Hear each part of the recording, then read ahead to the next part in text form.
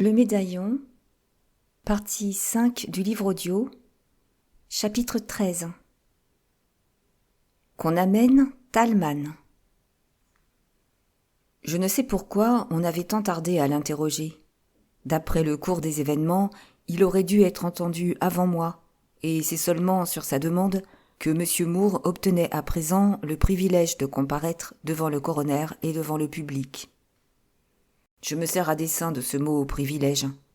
La fière attitude du vieillard, le son de sa voix, les regards satisfaits qu'il promenait autour de lui, tout indiquait que ce rôle de témoin, si peu recherché en général, lui était profondément agréable.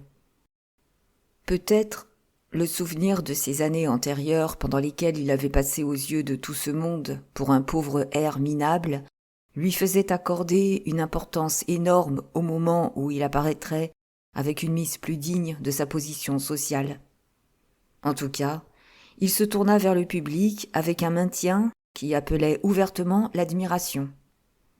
Quand il répondit aux questions du magistrat, ce fut avec une condescendance vaniteuse qui eût fait sourire si son rôle dans l'affaire avait été aussi insignifiant qu'il voulait le faire croire.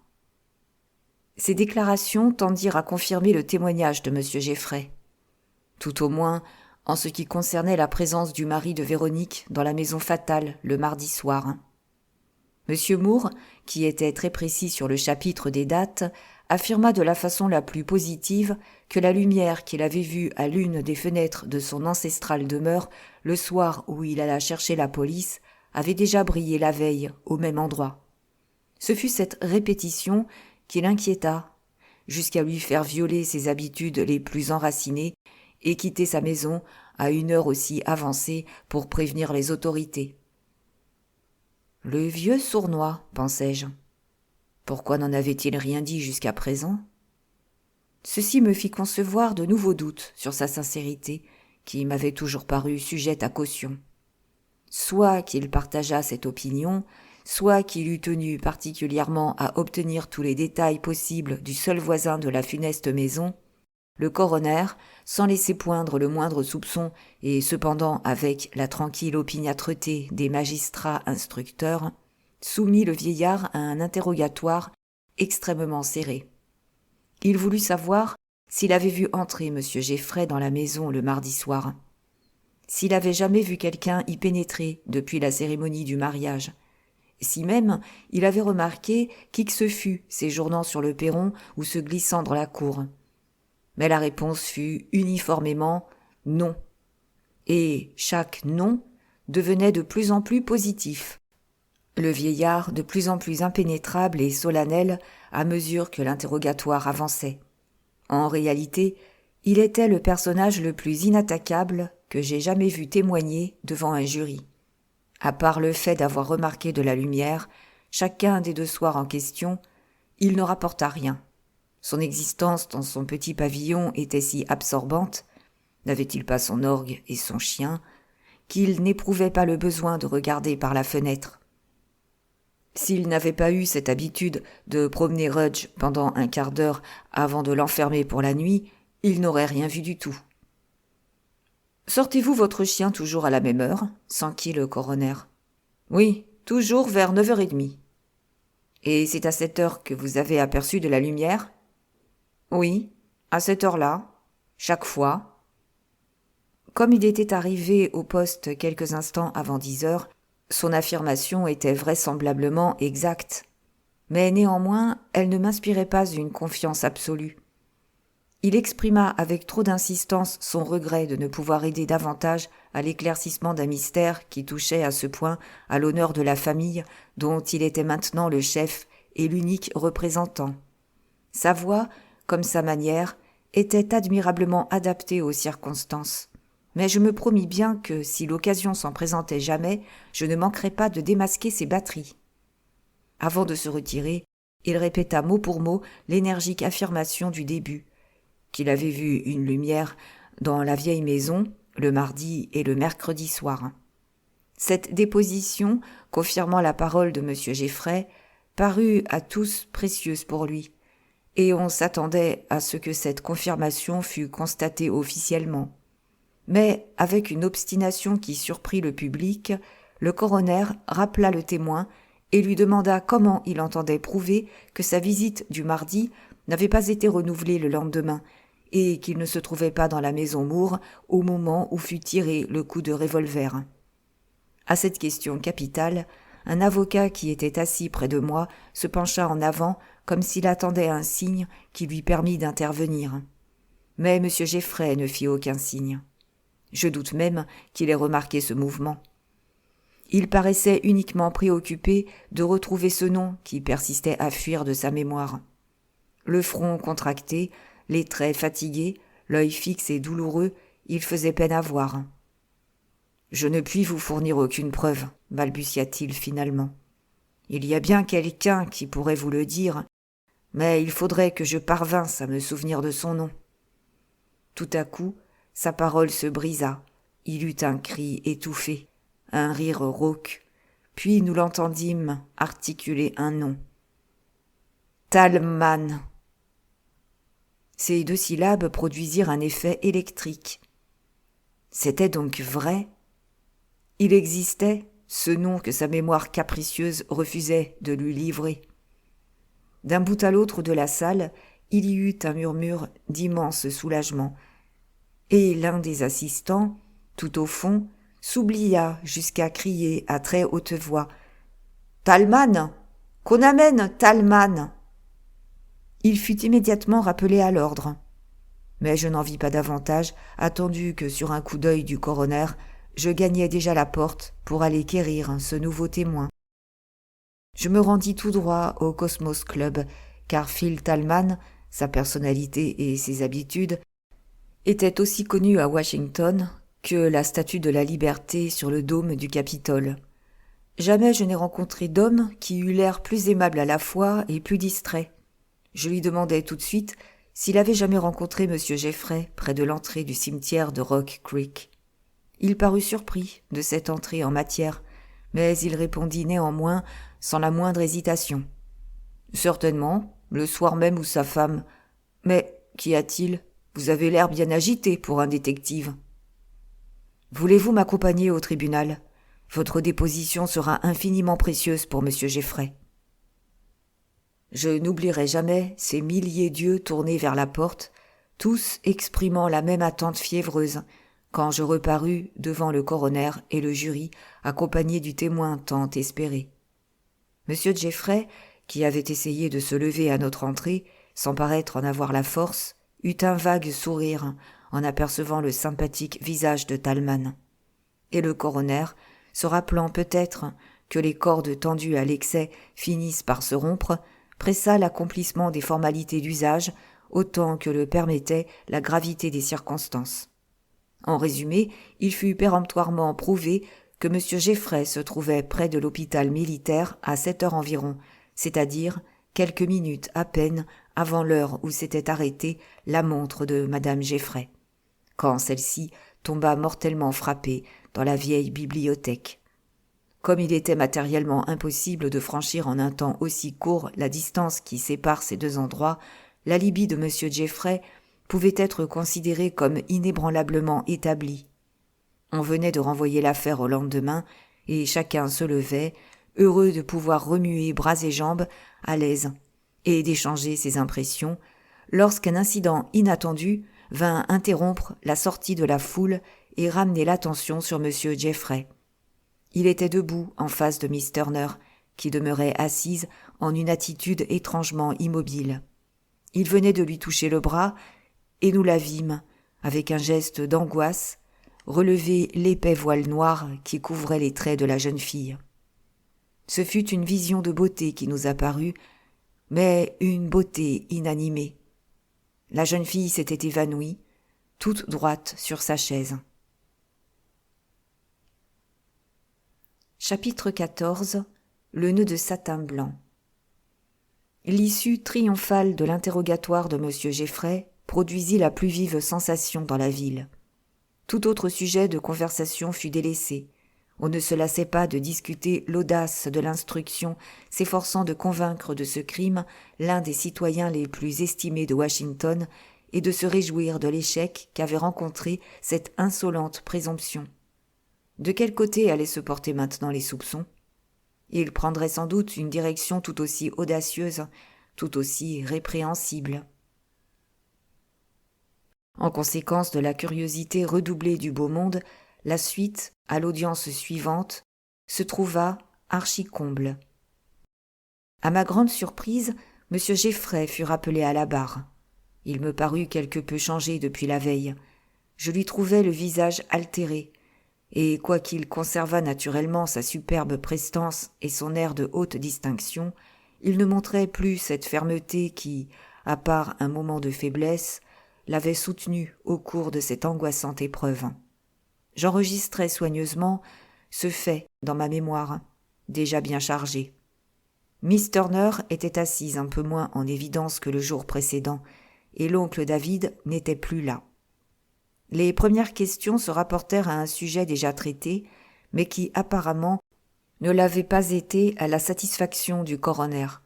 « Voulez-vous me dire, monsieur Geffray, si vous avez replacé à l'endroit même où vous l'aviez trouvé le petit guéridon qui portait le flambeau ?»« Non, pas au même endroit. »« Avez-vous apporté avec vous, au moment de la visite que vous alléguez avoir faite la veille du drame, les bougies qu'on découvrit plus tard dans les chambres désertes ? » ?»« Non. » M. Geffray avait eu le temps de réfléchir, et au lieu de montrer l'hésitation et l'embarras dont il fit preuve à son premier interrogatoire, il fut maintenant en état de préciser ce point. Alors qu'il se rappelait parfaitement avoir acheté des bougies en se rendant à la maison Moore, il ne les avait pas trouvées dans sa poche en y arrivant, ce qui l'obligea à se servir d'allumettes pour gravir l'escalier et parvenir jusqu'à la grande chambre du premier étage, où il savait qu'il trouverait une bougie. « Comment saviez-vous que vous trouveriez une bougie dans la grande chambre du premier étage ?» La réponse me surprit, comme elle en surprit sans doute beaucoup d'autres. « C'est dans cette chambre que madame Geffray s'habilla pour la cérémonie. On n'y avait rien touché depuis lors. Ma femme avait coutume, sa toilette faite, de friser sur son front quelques boucles légères. À la maison, elle se servait du gaz pour faire chauffer le fer à friser. Mais comme il n'y a pas le gaz dans la maison Moore, et que j'avais cependant remarqué les frisons sous son voile, j'en conclus qu'elle avait dû se servir d'une bougie. Tout cela fut débité d'un air de lassitude que je ne sus comment interpréter. Répétait-il une leçon apprise, ou bien était-il vraiment dégoûté de la vie et de ses tristesses ? Du reste, personne, excepté moi, ne sembla remarquer cette passivité étrange. Pour le gros du public, il n'était plus le témoin en passe de devenir un inculpé, mais simplement un homme propre à fournir encore certains éclaircissements. La question que lui posa ensuite le coroner était importante. Il s'attendait à trouver une bougie dans la maison, mais pouvait-il dire d'où provenait celle que l'on trouva dans le globe ainsi que celle qui était écrasée à terre devant l'armoire ? M. Geffray ne savait rien à ce sujet. On appela alors divers témoins qui corroborèrent ces affirmations dont le coroner semblait particulièrement désireux d'établir la sincérité. Ce fut d'abord l'épicier qui avait vendu les bougies. 1 heure après que M. Geffray eut quitté sa boutique, déclara-t-il, on retrouvait le paquet oublié par le client sur le comptoir. La pauvre Jenny, trop pressée de venir me rendre compte, n'avait pas entendu la fin de l'histoire. Aussitôt qu'il eut constaté le fait, l'épicier s'empressa d'envoyer le paquet en question chez M. Geffray. La façon dont le coroner insista sur ce détail nous fit comprendre qu'il y ajoutait une importance que nous ne savions à quoi attribuer, n'étant pas dans le secret de son plan de bataille. On fit comparaître ensuite les maîtres d'hôtel qui avaient installé le buffet le jour du mariage. L'un d'eux attesta qu'aussitôt après l'arrivée de Miss Moore, on l'avait envoyé chercher une bougie et une boîte d'allumettes. Un autre qu'il avait porté dans la chambre un des flambeaux de la cheminée du salon. Puis le coroner exhiba un fer à friser et d'autres objets de toilette montés en argent, trouvés abandonnés sur une coiffeuse dans la chambre. Le témoin suivant fut une domestique de M. Geffray, la vieille Chloé, une négresse à la figure grimaçante. Elle déclara que le paquet de bougies rapporté par le garçon épicier et posé par lui sur la table avec d'autres articles avait disparu quand elle voulut la mettre en place. Pressée de questions, elle avoua qu'au moment où la commande fut livrée, une tierce personne se trouvait présente, que cette personne sursauta violemment quand le livreur raconta que les bougies avaient été achetées par M. Geffray et oubliées par lui, que cette personne s'avança vers la table et soupesa le paquet, sans cependant que Chloé la vît l'emporter. Quelle était cette personne ? C'était Miss Turner. On comprit alors les intentions du coroner et le but de ses investigations. La minute fut impressionnante et, pour moi du moins, aussi pénible que triomphale. Je n'avais pas prévu un pareil résultat quand je me mis en tête que la mort de madame Geffray était due à un meurtre plutôt qu'à un suicide. Quand le murmure qui accueillit cette émouvante révélation se fut calmé, avec un profond soupir et un regard soucieux dans la direction des jurés, qui manifestaient eux aussi un certain malaise, le coroner renvoya la négresse et appela un nouveau témoin. « Miss Nixon !» À ce nom, la surprise redoubla. Miss Nixon ? Une personne bien connue à Washington. Presque aussi connue que l'oncle David ou que M. Thalmann. Qu'avait à faire ici cette vieille fille, bizarre et ridicule ? C'était, à vrai dire, la personne même qui poussa une exclamation la veille à la vue du ruban blanc et du revolver. Quand on vit s'avancer Miss Nixon, plusieurs personnes se poussèrent du coude et sourirent, sans doute parce que son chapeau et son manteau n'étaient pas précisément à la dernière mode, et peut-être aussi parce que son maintien était aussi bizarre que son accoutrement, bien qu'elle eût, ainsi que nul ne l'ignorait, l'un des comptes de banque les plus importants du district. Mais on ne sourit plus lorsqu'on remarqua l'expression anxieuse et même tourmentée de ses traits. Le coroner prit en main la boîte, déjà bien connue, l'ouvrit et en sortit le ruban, qui était noué d'une façon très particulière.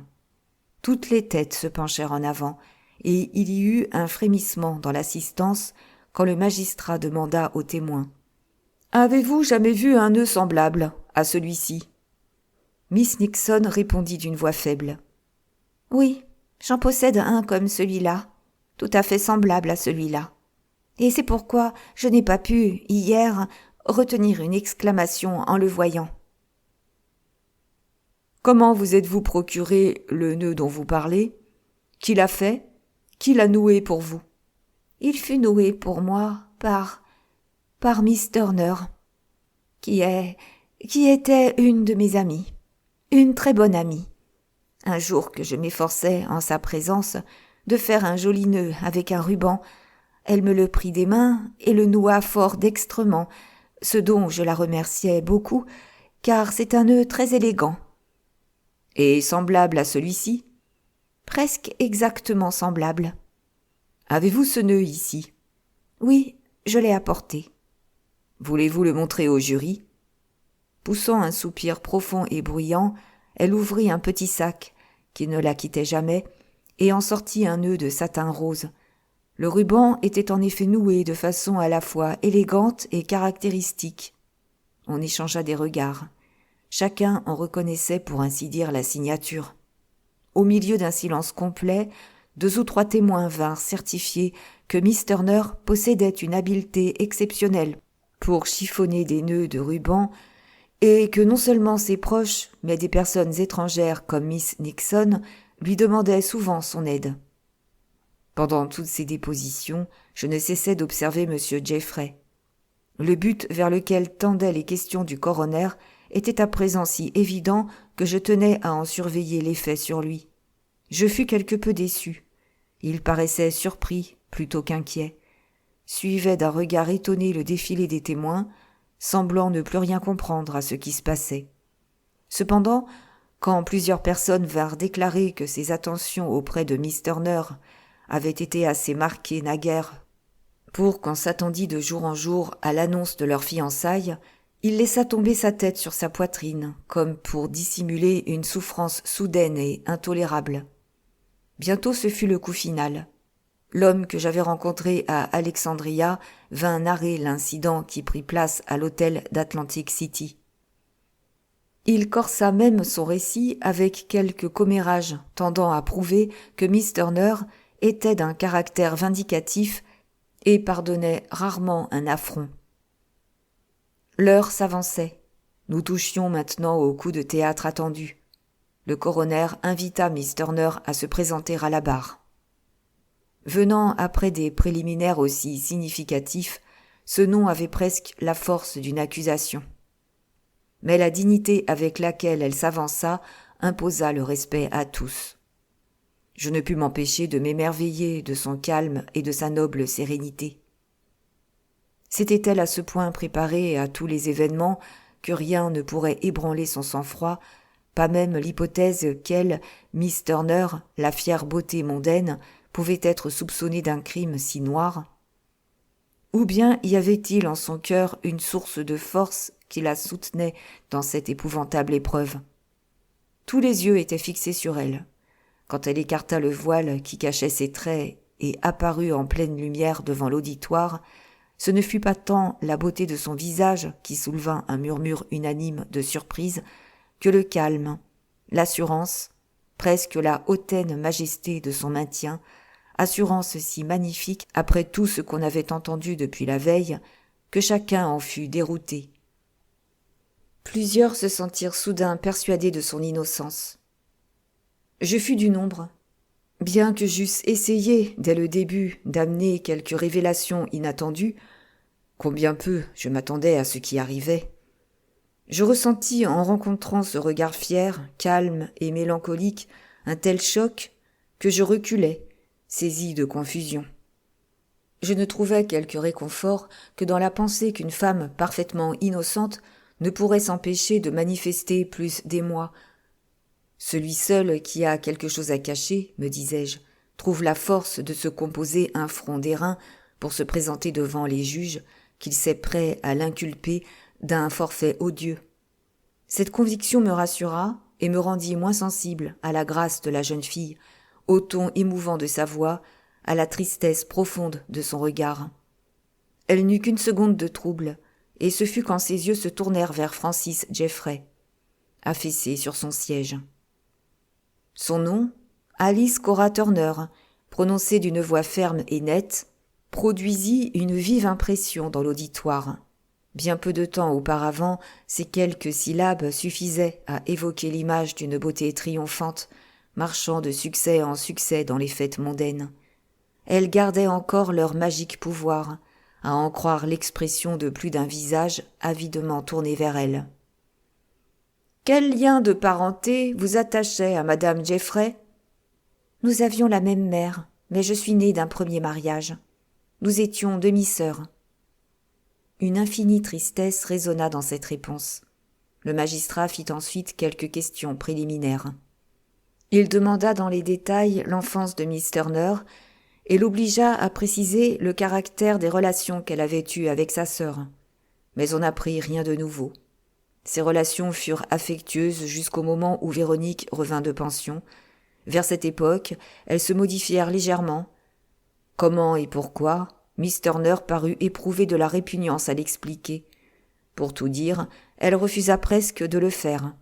Et le coroner, jugeant que ce refus était plus explicite qu'un aveu, n'insista pas et passa à l'examen de divers incidents qui pouvaient paraître suspects. Il commença par questionner Miss Turner au sujet de cette conversation qu'elle eut avec M. Jeffrey quand celui-ci va la trouver après avoir eu avec Véronique une explication orageuse. Qu'allait-elle révéler ? Chacun fut attentif, mais les indications données par son beau-frère lui furent utiles sans doute, car son témoignage concorda absolument avec le précédent. Il s'était entretenu, déclara-t-elle, des imprudences de sa sœur. Elle avait conseillé la patience au mari. C'est tout ce qu'elle avait à dire de cet entretien, tout ce qu'elle en voulait dire, comme on le vit bientôt. Le coroner passa à un sujet nouveau. « Qu'avez-vous à nous rapporter de l'entrevue que vous avez eue avec votre sœur avant qu'elle sortît, le soir même de sa mort ?»« Peu de choses. Elle voulait simplement m'avertir qu'elle était obligée de s'absenter quelques instants. Je la trouvai assez énervée, mais cependant pas au point de m'alarmer. Je me rappelle même qu'elle affecta de rire en me quittant, sans doute pour détourner mes soupçons, si j'avais pu en avoir. Ou peut-être parce qu'elle n'était déjà plus responsable de ses actes. Savait-elle que M. Jeffrey avait eu un entretien avec vous la concernant? Y fit-elle quelque allusion? Aucune.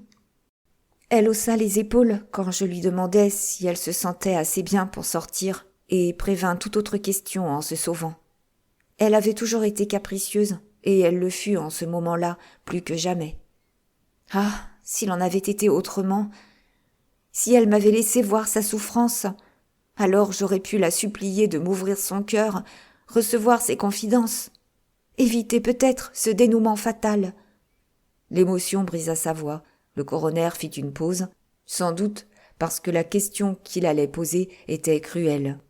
« Est-ce tout ce que vous avez à dire sur cette importante entrevue, la dernière que vous ayez eue avec votre sœur avant sa mort ?» reprit-il après un court silence. « Non, il y a quelque chose de plus.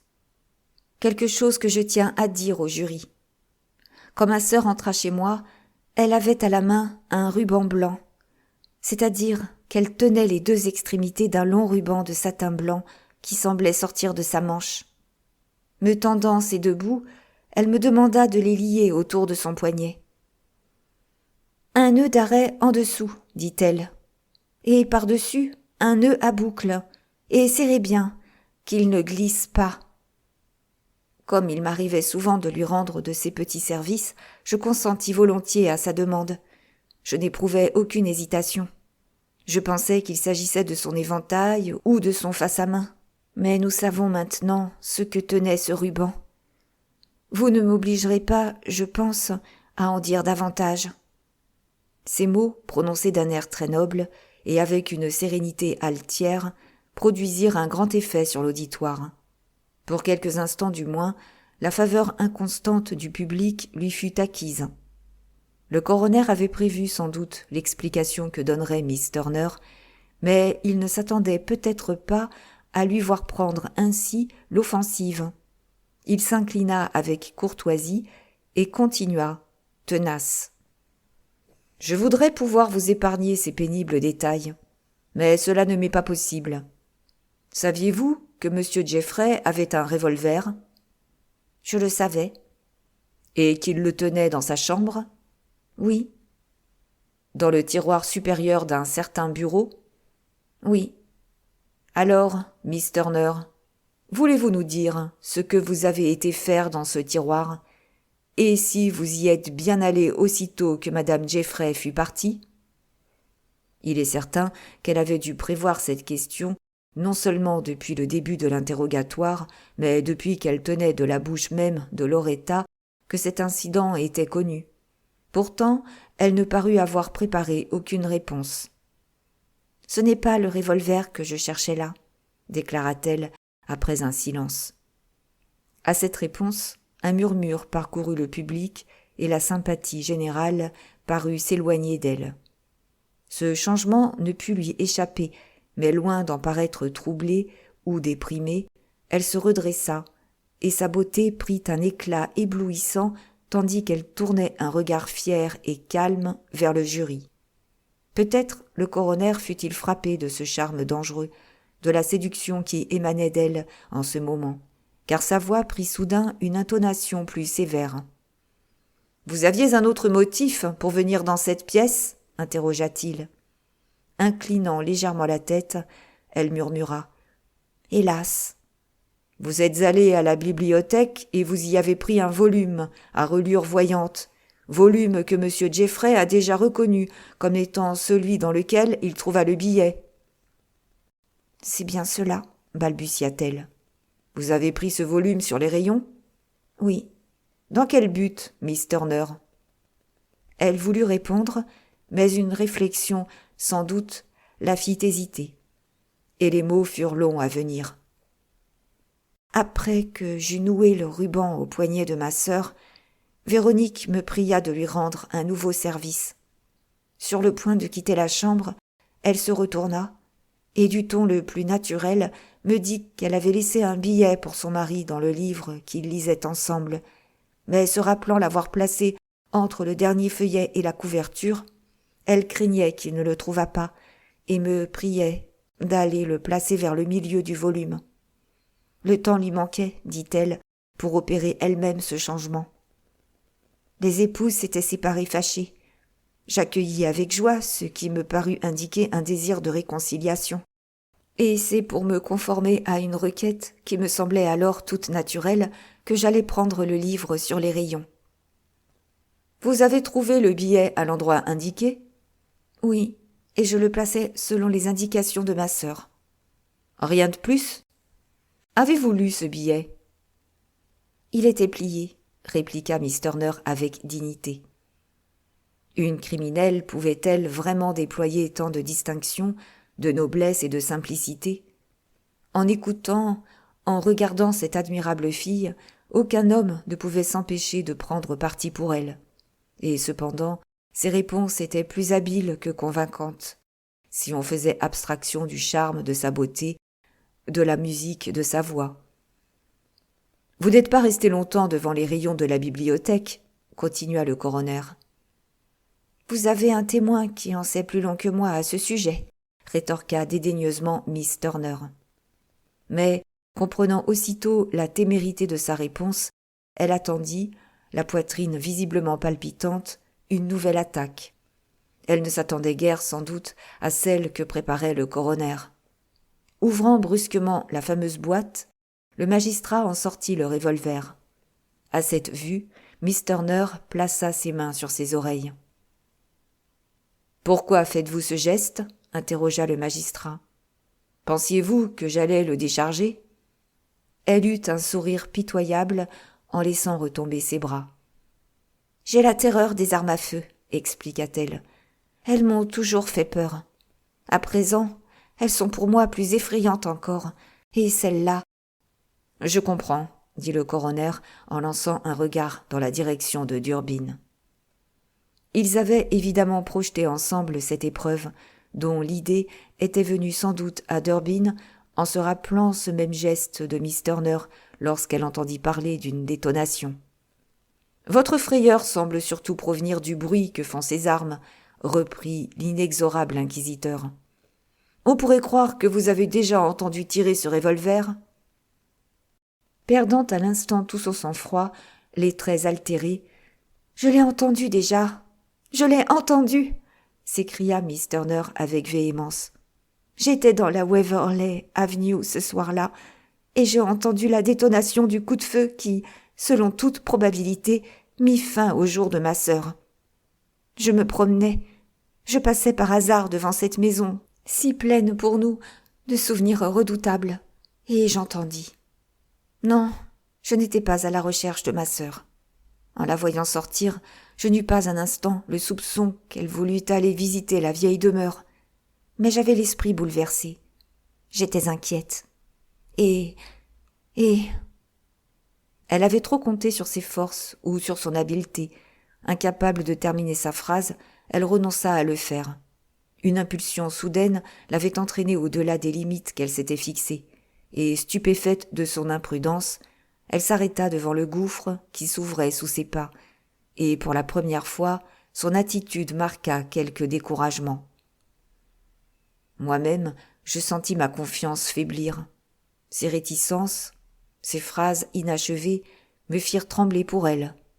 Le coroner, plus aguerri que moi, ne témoigna d'aucun trouble et continua posément. Ainsi, obéissant à une impulsion identique à celle qui poussait M. Jeffrey, vous avez choisi cette maison désolée comme but de votre promenade. Vous n'avez pas craint de parcourir ces pièces désertes ? En somme, ce foyer fatal semble exercer sur les membres de votre famille une véritable attraction. Une attraction plus grande que vous ne sembliez disposé à l'admettre il y a quelque temps. Cette allusion la déconcerta, et elle jeta un regard angoissé vers M. Jeffrey. Mais celui-ci avait détourné son visage. Ne rencontrant aucun secours de ce côté, elle fit appel à sa vaillance naturelle, et pour reconquérir le terrain perdu, elle essaya de prendre l'offensive. « Vous parlez de parcourir ces pièces désertes. Vous ne supposez pas un instant que je me suis promenée dans la vieille maison ?» « Miss Turner, » répliqua le magistrat avec gravité, presque avec tristesse. Sur un petit tas de terre tombé d'un pot de fleurs renversé par les invités, on peut voir l'empreinte d'un pied, l'empreinte d'une chaussure, qu'il vous est permis de comparer avec la vôtre. « Ah !» murmura-t-elle en portant les mains à son visage. Mais presque aussitôt, les abaissant, elle regardait le coroner en face. « Je suis entrée !» s'écria-t-elle. « Je n'ai jamais nié être entrée, mais c'est plus tard pour reconnaître le corps de ma sœur. Je traversais alors le vestibule pour gagner la bibliothèque, devant les agents rassemblés là. Cette empreinte, poursuivit le coroner, inexorable, ne se trouve pas dans le milieu du passage et dans la direction de la bibliothèque. Elle est tournée vers le mur, comme si la personne qui l'a laissée s'était arrêtée là pour écouter contre la cloison. » Miss Turner baissa la tête, comprenant à ce moment, si elle ne l'avait pas compris encore, que le coroner et le jury pouvaient à bon droit se méfier d'une personne qui se faisait prendre ainsi en flagrant délit de mensonge. Peut-être regretta-t-elle d'avoir dédaigné les conseils d'un avocat. Plus d'une demi-douzaine, disait-on, s'étaient empressés de lui offrir leurs services, mais elle les avait rejetés, prétendant se défendre seule. Mais pour cuisante que fût son humiliation, elle n'abandonna pas la lutte. « Si je suis entrée dans la maison, admit-elle, ce n'était pas avec l'intention de pénétrer dans la bibliothèque. Cette pièce me causait une trop grande terreur. Si j'ai appuyé ma tête contre le mur, c'est dans l'épouvante que me causa la détonation.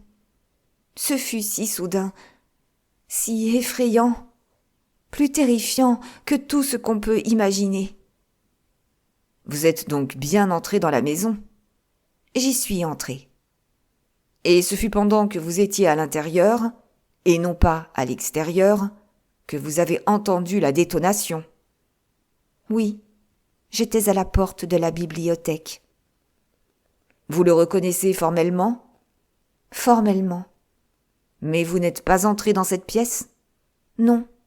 Pas alors. Pas avant que j'y fusse ramenée par l'agent qui m'annonça la mort de ma sœur. »« Nous sommes heureux de vous entendre faire cette déclaration précise. Cela m'encourage à vous demander encore de nous expliquer le caprice qui vous amena dans la maison.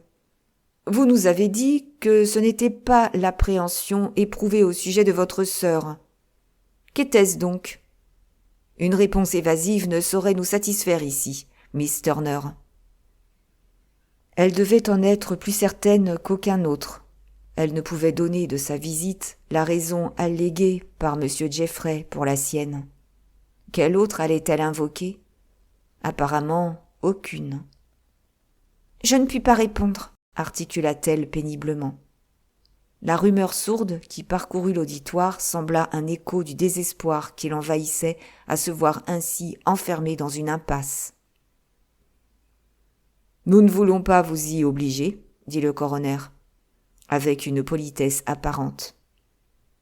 Mais pour ceux qui savaient que la loi interdit d'arracher à un témoin des aveux qui puissent l'incriminer, cette concession ne parut rien moins qu'encourageante. Toutefois, continua le magistrat sur un ton plus sévère, vous pouvez répondre à ceci. La maison était-elle éclairée ou obscure quand vous êtes arrivé ? Et comment y êtes-vous entré ? La maison était obscure, et je suis entrée par la grande porte qui se trouvait entrebâillée. Vous êtes plus courageuse que la plupart des femmes. Peu de personnes de votre sexe, je crois, se laisseraient persuader d'y entrer même en plein jour, et dûment accompagnées.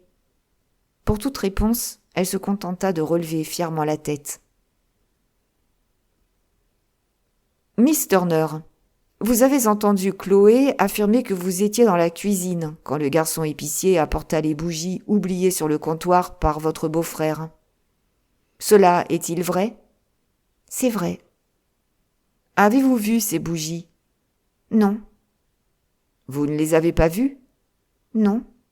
Cependant, vous vous êtes approché de la table. C'est possible. Mais je n'ai pas touché au paquet. Il ne m'intéressait en aucune manière. Le coroner observait le témoin d'un air attristé.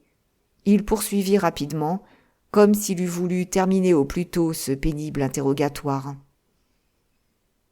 Veuillez nous dire ce que vous fîtes après avoir entendu la détonation. Je m'enfuis aussitôt qu'il me fut possible de bouger. Je me sauvai en courant. Pour aller où? Pour retourner à la maison. Mais il était 10h30 quand vous y êtes rentré. Était-il vraiment si tard? Il était exactement cette heure-là, quand l'agent arriva pour vous annoncer l'événement. C'est bien possible. Il a été établi que la mort fut presque immédiate, vers 7h. Où avez-vous passé le temps intermédiaire? Je n'en sais rien. Une expression d'égarement passa sur ses traits et elle chancela. Mais bientôt, d'un effort héroïque, elle reprenait son sang-froid. Je n'ai jamais vu plus admirable courage dans une situation si terrible. « Je puis peut-être vous aider, » reprit le coroner. Non sans bienveillance. « N'étiez-vous pas dans la bibliothèque du Congrès, à regarder les vitraux et les fresques ?»« Moi ?» Elle ouvrit les yeux tout grands d'un air d'incrédulité. Si j'y étais, je n'en savais assurément rien. Je n'en ai aucun souvenir. Elle semblait n'avoir conscience ni de sa position, ni du danger qui la menaçait, ni même de l'interprétation qu'on pouvait donner à un pareil manque de mémoire, alors qu'elle alléguait ne rien savoir des causes et des conséquences du coup de feu qui l'avait si promptement mise en fuite. « Votre état d'esprit et celui de M. Jeffrey paraissent avoir été étrangement semblables, » remarqua le coroner. « Non, non, » protesta-t-elle. « Et attester une origine identique. »« Non, non, » répéta-t-elle, cette fois avec un véritable désespoir. Puis, avec une promptitude qui imposait le respect, au moins pour les ressources de son esprit, elle ajouta d'un ton véhément. « Je ne puis dire ce qu'il y avait dans son cœur ce soir-là, mais je sais ce qu'il y avait dans le mien. L'épouvante de cette vieille maison, vers laquelle j'avais été attirée en dépit de moi-même, peut-être par la force de la tragédie qui s'y déroulait, une épouvante qui allait jusqu'au délire, jusqu'à l'affolement, et qui me fit fuir dans une direction opposée à celle de ma demeure et vers les lieux que je visitais habituellement quand j'avais le cœur léger et exempt d'inquiétude. » Le coroner lança un coup d'œil vers les jurés qui, inconsciemment, hochaient la tête. Il hocha la tête, lui aussi, en revenant à la charge. « Encore une question, Miss Turner. Quand vous avez entendu la détonation retentir dans les profondes ténèbres de la bibliothèque, quelle signification lui avez-vous attribuée ?» De nouveau, elle porta vivement les mains à ses oreilles, comme si elle ne pouvait retenir ce geste instinctif à la mention de l'arme mortelle. Puis, presque à voix basse, elle répondit. « Je pensais à quelque chose d'horrible. Il faisait nuit, et la nuit, on se laisse aller à des terreurs superstitieuses. » Cependant, 1 heure ou 2 plus tard, vous déclariez que le foyer maudit n'évoquait chez vous aucune crainte, ne vous inspirait aucun attrait morbide. Aussitôt rentré, vous aviez donc oublié son renom sinistre et vos terreurs superstitieuses ? Peut-être, mais le souvenir devait m'en revenir bientôt. L'horreur, les craintes que j'éprouvais ont été, hélas, assez justifiées par les événements. Le coroner n'essaya pas de la contredire. Après votre dernière visite à la maison Moore, quand vous êtes rentré chez vous en compagnie de M. Jeffrey, n'avez-vous pas eu avec lui une conversation particulière? Un entretien sans témoin? Non. Vous n'avez échangé aucune parole? Peut-être quelques mots. Ce n'était que trop naturel. Êtes-vous disposée à nous révéler ces mots? Elle demeura interdite et parut chercher dans ses souvenirs. Je ne crois pas pouvoir y parvenir. Mais vous l'admettez bien, quelque chose fut dit par vous Et quelque chose fut répondu par lui. Sans doute. Ne pouvez-vous rien répéter de cette conversation ? Nous avons dit peu de choses. Parliez-vous anglais ? Non, en français, je crois. Pourriez-vous nous traduire ce français ? Je suis désolée, mais ma mémoire me fait défaut. Serez-vous plus heureuse en ce qui concerne une seconde entrevue qui prit place le lendemain ? Non. Vous ne pouvez pas nous répéter une seule phrase, un seul mot de votre conversation de ce jour-là avec M. Geffray ? Non. Est-ce là votre réponse définitive ? Cet interrogatoire était visiblement un supplice pour la jeune fille. Toute son âme orgueilleuse frémissait de révolte.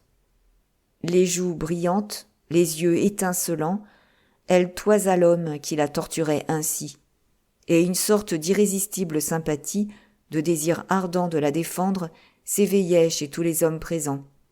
Mais si les cœurs étaient troublés, la raison veillait, ainsi qu'on put le voir quand le coroner, inclinant légèrement la tête, invita le témoin à regagner sa place.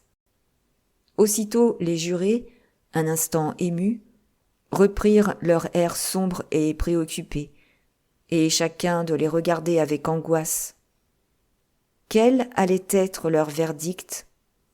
2 personnes dans la salle affectaient de l'attendre avec confiance, d'être persuadées que la mort de Véronique serait attribuée au suicide dans un accès de démence. Ces 2 personnes étaient Miss Turner et M. Geffray. Le moment critique était venu.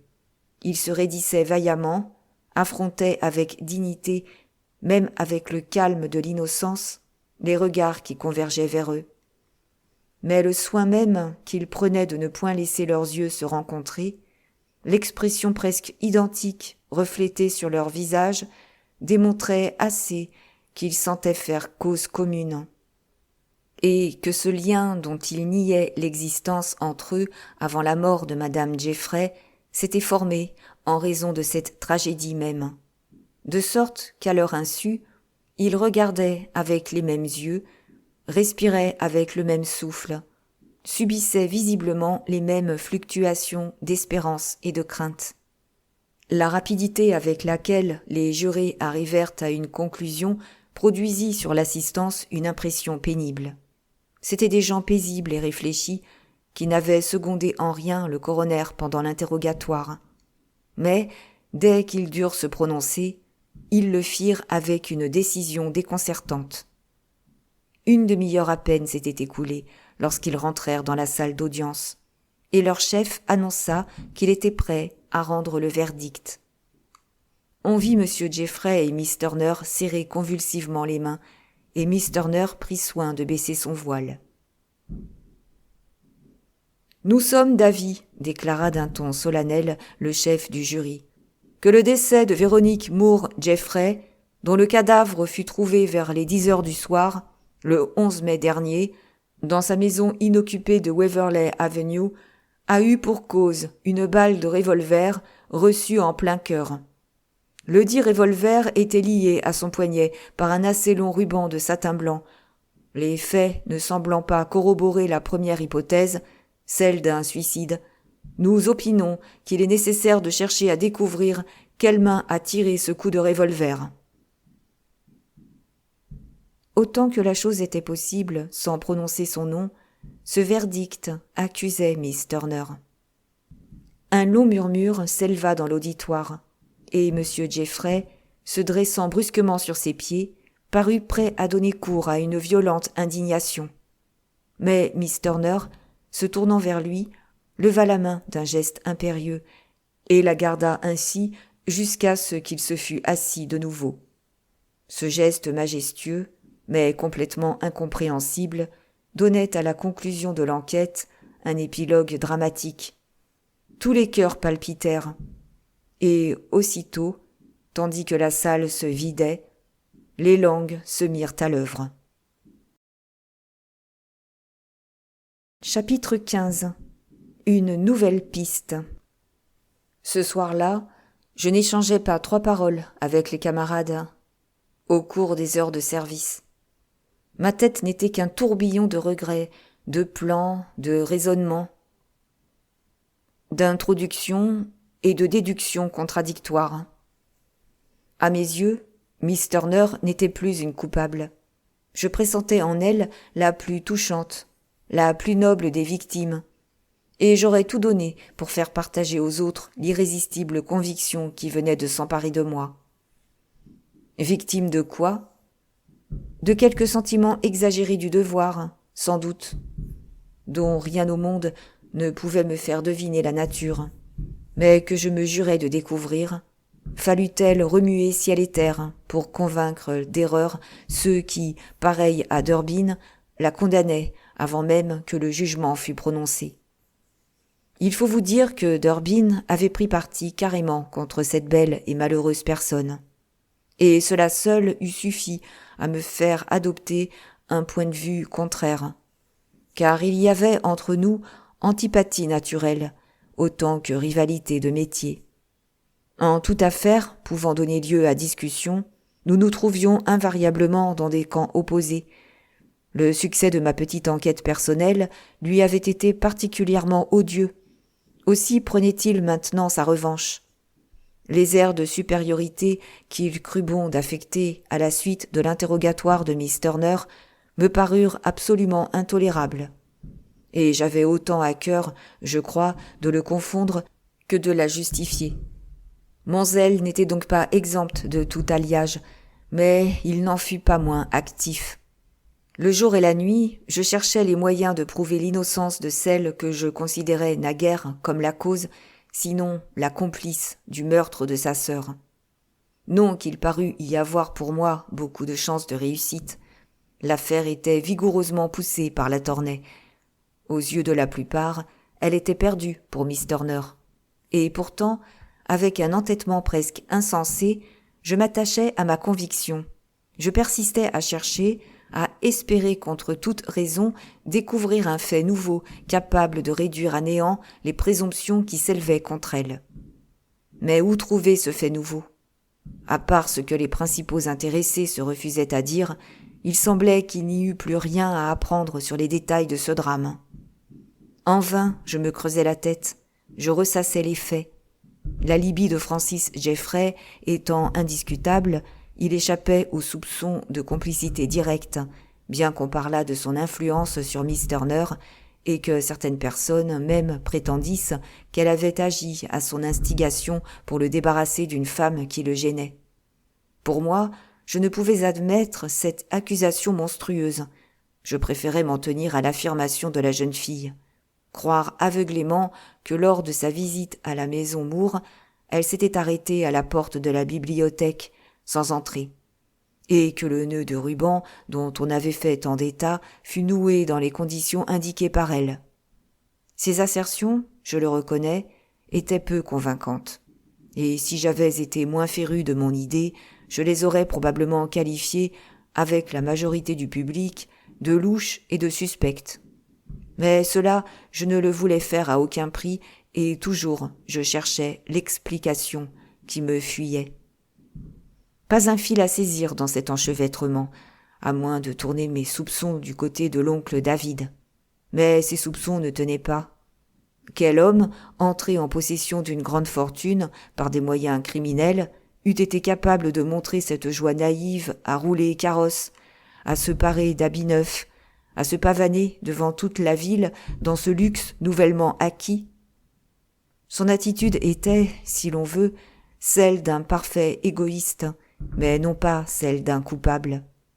Plus je creusais cet affolant problème, plus je m'enlisais dans le doute et l'incertitude. Pour obtenir quelque clarté, je dressai une liste des points qui avaient dû influencer le verdict indécis du jury. Voici cette liste. 1. Le curieux soulagement manifesté par M. Jeffrey lorsqu'il trouva un message de sa femme annonçant l'intention de mettre fin à sa vie. 2. La similarité d'écriture des deux sœurs, suggérant l'idée que ce message put être un faux, substitué au billet véritable écrit par Madame Jeffrey. 3. Le fait que le livre dans lequel ce billet fut laissé eût été dans les mains de Miss Turner avant que M. Jeffrey le feuilletât. 4. Qu'immédiatement après avoir manié ce livre, Miss Turner avait fouillé dans le tiroir où M. Jeffrey tenait son revolver. 5. Qu'il n'y avait aucune preuve, bien qu'on ne le lui ait pas vu à la main, qu'elle ne le trouva pas dans le tiroir. 6. Qu'elle avouait avoir noué un objet inconnu, probablement le revolver, au poignet de sa sœur, avant que celle-ci sortît. 7. Que Miss Turner avait reconnu, après quelques tergiversations, avoir poussé sa promenade non seulement jusqu'à la maison Moore, mais en avoir franchi le seuil et avoir pénétré jusqu'à la porte de la bibliothèque, au moment précis où la détonation éclatait à l'intérieur. 8. Que, tout en admettant ce fait, elle niait énergiquement que la pensée d'un attentat contre sa sœur lui fût venue, alléguant qu'au bruit de ce coup de feu, elle s'était enfuie dans un état d'esprit si gravement troublé qu'elle n'avait gardé aucun souvenir de la route suivie ou du temps écoulé jusqu'au moment où elle se trouva chez elle, face à face avec un agent de police. 9. Qu'à la vue de cet agent, elle poussa un cri de terreur, trahissant ainsi qu'elle connaissait la raison de sa présence, avant même qu'il eût proféré un seul mot. 10. Que les bougies trouvées dans la maison Moore étaient identiques à celles qu'avait achetées M. Jeffrey et qui lui furent livrées à domicile. 11. Que Miss Turner était, à part la cuisinière, la seule personne présente au moment de cette livraison et que ce fut immédiatement après sa sortie de l'office qu'on s'aperçut de la disparition du paquet. 12. Que les occasions de s'entretenir avec M. Jeffrey après la mort de sa femme n'avaient pas manqué à Miss Turner, attendu qu'il s'écoula un certain temps avant qu'une enquête sérieuse fût commencée par la police. À ceci, il convient d'ajouter que l'attitude de Miss Turner, déjà inexplicable dès l'explosion du drame, fut assez équivoque au cours de l'interrogatoire public, pour imposer la conviction qu'elle dissimulait une grande partie de ce qui s'était passé depuis le mariage entre les jeunes époux. La même équivoque plana sur la déposition de M. Jeffrey, et en dépit de l'alibi libérateur, l'opinion courante demeurait qu'il avait souhaité se débarrasser d'un lien matrimonial promptement devenu pesant, et que sa belle-sœur l'y avait aidé. Seule la plus complète franchise aurait pu anéantir ce soupçon. Examinant ce résumé, je m'efforçais de trouver une explication aux réticences de Miss Turner, et je désespérais d'y réussir quand un peu de lumière jaillit soudain. Ce n'était qu'une clarté bien faible, à vrai dire, mais la moindre lueur était bienvenue. Je me souvins qu'au cours de son interrogatoire, M. Jeffrey déclara que sa femme avait cessé d'être elle-même du moment où elle eut franchi le seuil fatal de la maison Moore, et je me demandais si l'on avait attaché une attention suffisante à l'état mental et à la conduite de la jeune épousée pendant les moments qui précédèrent et qui suivirent la catastrophe. Frappé de cette idée, je cherchais à me procurer un compte-rendu de la cérémonie nuptiale plus complet que ce que j'avais vu dans les journaux. Je commençais par me ménager une rencontre avec le reporter dont j'ai reproduit plus haut l'article, et lui demandais de qui il tenait les détails qui impressionnèrent tout Washington le soir du mariage Jeffrey Moore. Qu'il les tint d'un témoin oculaire, d'un invité, cela ne faisait aucun doute pour moi. Il se fit un peu prier pour répondre. Mais il finit, après beaucoup d'instances, par se laisser arracher le nom de Madame Freeman, une jeune dame qui, ayant un pied dans le meilleur monde, un autre dans la presse, consentait à fournir aux journaux les plus fins commérages dont elle pouvait avoir connaissance. Je ne vous conterai pas par le menu au moyen de quelle stratégie souterraine, de quelle menée machiavélique, je parvins à voir la dame, à gagner sa confiance. Qu'il me suffise de dire que j'eus un accès chez elle et que je sus l'amener à me parler sur le sujet que j'avais à cœur. Le faible de cette aimable personne étant de vouloir connaître plus que les autres sur toute affaire mondaine. Je jugeais bon d'affecter à propos du mariage Jeffrey Moore des airs d'information supérieure. Tout de suite, elle se piqua au jeu. La cérémonie fut grandement retardée, dit-elle vivement. Le saviez-vous? Pourquoi? Parce que la mariée n'était pas prête. Elle était arrivée toute coiffée, mais elle persista à vouloir s'habiller seule, et pendant 3 grands quarts d'heure, sa femme de chambre attendit au fond du corridor qu'elle voulut bien l'appeler à fixer son voile. « Quelle étrange fantaisie !» m'écriai-je. « Les Moors ont toujours été fantasques, vous ne l'ignorez pas. » Mais 3 quarts d'heure de retard, les invités durent s'impatienter grandement. Oh, ils avaient de quoi se distraire. On admirait la beauté de Miss Turner, le grand air du fiancé. On examinait curieusement ces vieux murs au sinistre renom. Quant à moi, j'avais mieux à faire. J'observais la conduite de Véronique Moore. Je l'avais vue entrer, et je compris qu'elle n'était pas dans son état normal, même avant que l'horrible nouvelle fût venue justifier son agitation. Le seul fait de s'être mariée sans son bouquet n'en dit-il pas assez? S'il n'y avait pas eu tant d'autres choses à commenter, on aurait assurément parlé davantage de cet oubli. Mais l'événement principal éclipsa à tel point les menus incidents que moi seule m'en aperçus, et 2 ou 3 autres dames, peut-être. « Quelles dames ?» demandai-je. « Oh, peu importe. 2 dames de la meilleure société.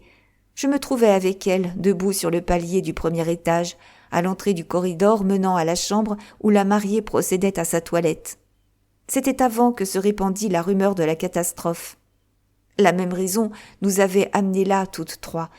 Miss Moore devait porter, disait-on, des dentelles merveilleuses, héritage d'aïeul, comme on n'en peut plus trouver, même à prix d'or, et nous étions résolus à les bien voir, fût-ce au risque de ne plus trouver de place en bas, le moment venu de la cérémonie. Les 2 dames causaient vivement, et leur bavardage m'aida à passer le temps. Quel était le sujet de cette conversation? Mais ce même bouquet, qui devait être oublié un peu plus tard, et que j'eus le loisir de contempler à mon aise pendant ces longs moments. Car le garçon qui venait le livrer n'avait pas été admis dans la chambre de Miss Moore, et ne sachant que faire, il restait là, son trophée en main, les longs rubans traînant à terre, le parfum des fleurs alourdissant l'air. Il attendait depuis 1 heure, diront ces dames, et les quelques coups timides qu'il frappait de temps à autre à la porte produisaient en moi une sensation bizarre que mes voisines semblaient partager. « C'est inouï !» s'écria l'une d'elles à bout. « Quelle patience ! Voilà plus d'1 heure qu'elle est enfermée dans cette chambre. Elle ne veut même pas laisser entrer sa camériste. Elle préfère s'habiller seule, dit-elle. En vérité, Véronique Moore passe la permission que se sont toujours attribués les Moore d'agir au rebours du sens commun. » Sur quoi l'autre ajouta, d'un ton significatif, que tant de bizarreries inquiétaient à la fin et que pour son compte, elle était bien aise que son fils ne fût pas à la place de Francis Jeffrey. « Eh, ma chère, ne dites donc pas de choses pareilles, fit la première avec pétulance. Avec 100 millions de dollars, quelles excentricités ne se fait-on pardonner? Et comme tout Washington savait que le fils en question avait aspiré à épouser ces mêmes millions, elle jugea bon de détourner l'entretien. Pourquoi Cora ne vient-elle pas prévenir sa sœur que le bouquet est là?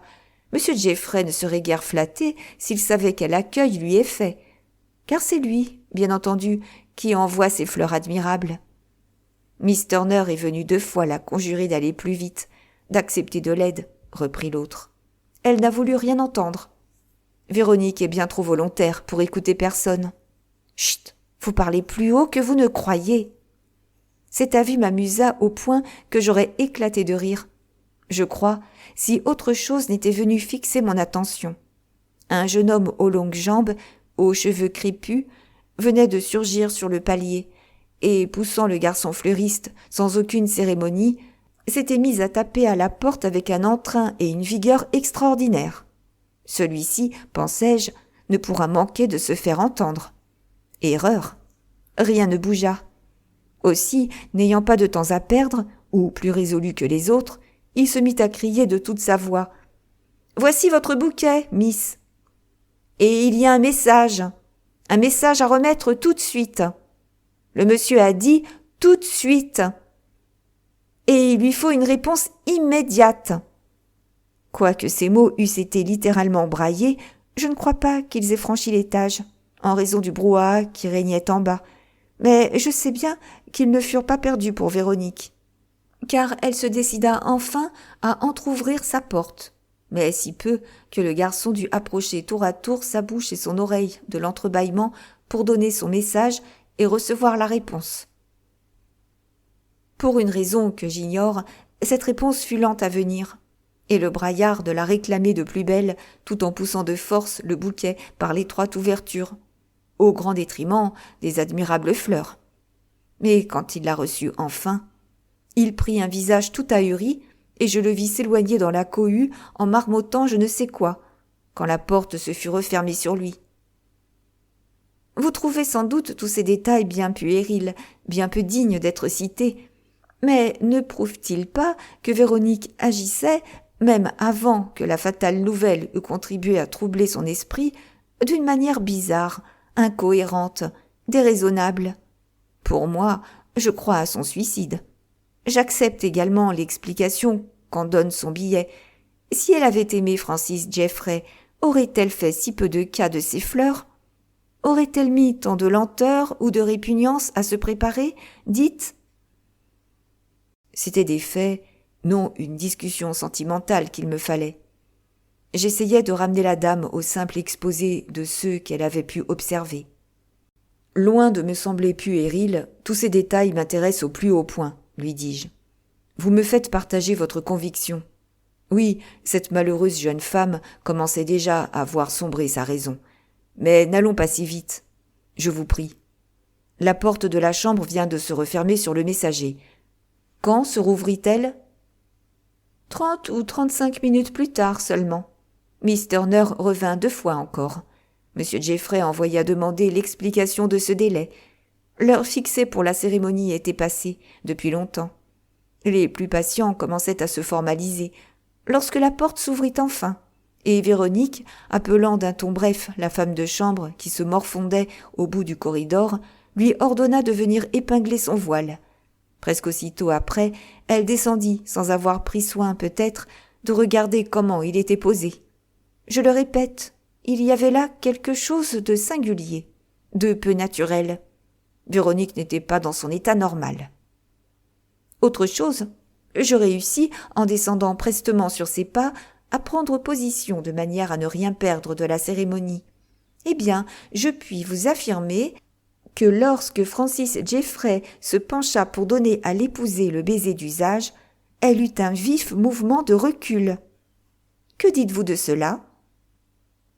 N'était-ce pas un signe frappant de cette antipathie invincible dont parlait le dernier message? Après avoir félicité la dame comme il convenait sur sa finesse d'observation, je voulus savoir si elle avait revu le messager qui vint parler à Miss Moore. « Si j'ai revu ce garçon… Attendez un peu. Oui, je l'ai revu, 2 fois même. Ce fut d'abord dans un arrière-vestibule du rez-de-chaussée. Il parlait avec M. Jeffrey. Il semblait lui affirmer quelque chose. Peut-être que le pauvre bouquet dédaigné avait été dûment remis à qui de droit. Et puis, la seconde fois, où l'avez-vous revu? À la portière de la voiture, quelques secondes à peine avant que le cortège nuptial s'ébranlât. Que faisait-il là? Il parlait avec madame Jeffrey, et je fus frappée de lui voir une face rayonnante, alors que tous autour de lui s'enfuyaient blêmes et atterrés. « Connaissez-vous le nom de ce garçon ?» demandai-je d'un ton indifférent. « Son nom? Pas du tout. Mais je connais sa tête. C'est un commis de chez Rancher. »« Pourquoi me demandez-vous cela? Croyez-vous qu'il puisse vous révéler quelques détails inédits? Ah bien, s'il savait quelque chose, il y a longtemps que nous aurions entendu parler de lui. Ces gens-là sont les plus enragés colporteurs de commérages. » Je me retirai, non pas beaucoup plus avancé, mais assez satisfait néanmoins d'avoir recueilli quelques renseignements nouveaux. Et selon la méthode qui m'est familière, je me mis aussitôt en devoir de les classer ainsi qu'il suit. 1. La cérémonie du mariage fut retardée de 3/4 d'heure environ. 2. Ce retard fut causé par un caprice de la mariée qui ne voulut avoir personne auprès d'elle tandis qu'elle s'habillait, pas même sa femme de chambre. 3. Le bouquet de la mariée ne figura pas à la cérémonie. Dans la précipitation des derniers moments, il fut oublié ou volontairement dédaigné. 4. Véronique reçut, avant de descendre, un message pressant, impérieux même. De qui venait ce message ? De quelques personnes de la famille ? Peut-être. En tout cas, elle y répondit, tandis qu'elle était demeurée sourde à tous les autres appels. 5. Le messager montra de l'étonnement à la réponse qui lui fut faite. Il montra, me dit-on, un visage ahuri. Cependant, il s'est abstenu de souffler mot de tout ceci. Alors que toutes les langues se déliaient, que chacun voulait avoir un bout de rôle dans l'affaire, lui qui réellement y prit part, il demeura bouche close. Quelle raison ou quelle influence l'engage à se taire ? C'est ce qu'il faut découvrir. 6. Lorsque M. Jeffrey s'inclina pour donner à la mariée le baiser d'usage, elle eut un vif mouvement de recul. Faut-il voir là un signe de véritable répugnance ? Les termes de son dernier adieu, loin d'être falsifiés, auraient-ils exprimé la simple vérité ? 7. Elle ne prit pas le temps de remonter au premier étage ou d'y envoyer chercher les objets de valeur ou vêtements oubliés, mais s'empressa de fuir la fatale maison avec le reste des invités. De cette moisson de menus faits, le plus significatif ou le moins insignifiant étant à coup sûr le silence du messager et celui du garçon fleuriste, je me mis sans tarder en devoir de les dénicher pour les confesser. Mais ici une surprise, sinon un échec, m'attendait. Le petit commis du fleuriste avait quitté sa place, sans que personne pût me dire où il était allé, et je ne réussis pas davantage à mettre la main sur le commis de chez Runcher. Jim le frisé avait également quitté sa place, mais c'était pour rejoindre à Sant Antonio le corps des volontaires. Cette disparition simultanée était-elle due à un simple hasard ou venait-elle d'un plan concerté ? Il fallait s'en assurer. Je visitais tous les endroits et j'interrogeais tous ceux qu'avaient pu fréquenter les deux garçons sans découvrir la moindre preuve de connivence entre eux. Personne non plus ne pouvait dire leur avoir entendu prononcer un seul mot à propos du drame Jeffrey Moore. Le petit fleuriste prenait un air stupide quand on en parlait devant lui, et l'autre débordait d'un tel contentement à la perspective de prendre part à la campagne de Cuba qu'aucun autre sujet ne paraissait capable de fixer son attention. M'étant mis en quête de la famille du jeune volontaire, je finis par lui découvrir une sœur dont il était l'unique soutien et qui se fit une joie de me parler de son cher Jim. Il avait été cow-boy dans l'Ouest, me dit-elle. Il n'y en a pas de plus hardi et de plus vaillant. Et dès l'instant où la guerre fut déclarée, il manifesta un désir ardent de s'enrôler pour Cuba. Mais il était bon autant que brave. Il ne voulait pas, si la mort le prenait, laisser sa sœur sans ressources, et il n'avait pas un sou vaillant. Comment il résolut le problème ? Elle l'ignorait. 3 semaines auparavant, il désespérait de réaliser son projet.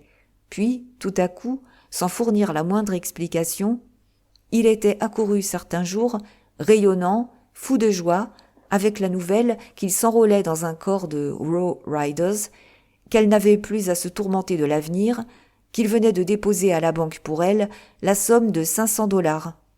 Quant à lui, disait-il joyeusement, il était invulnérable, elle le savait. Ni les balles, ni la fièvre n'avaient prise sur lui. Voulant dire, expliquait la sœur avec complaisance, qu'atteint jadis de la fièvre jaune, il eut la chance d'en réchapper, et que naguère, au milieu de sa dure vie de cow-boy, une balle le traversa de part en part sans le tuer. À quelle date annonça-t-il qu'il avait placé pour vous de l'argent à la banque ? Le 29 avril. 2 jours après le mariage, Jeffrey Moore. Convaincu cette fois que j'étais enfin sur la bonne piste, je poursuivis mon enquête avec une ardeur redoublée. J'appris que le jeune volontaire était déjà à Tampa, en Floride, avec le colonel Wood. Pour être admis dans ce corps d'élite, il avait dû, à coup sûr, faire agir quelques personnages influents. Qui était ce personnage ? après un nombre infini de démarches, d'allées et venues inutiles, de défaites et de rebuffades, je réussis à l'apprendre. Cet homme influent n'était autre que Francis Jeffrey. Merci pour votre écoute. Si vous avez apprécié, merci de liker, de mettre un commentaire, de vous abonner ou partager. À bientôt pour la suite.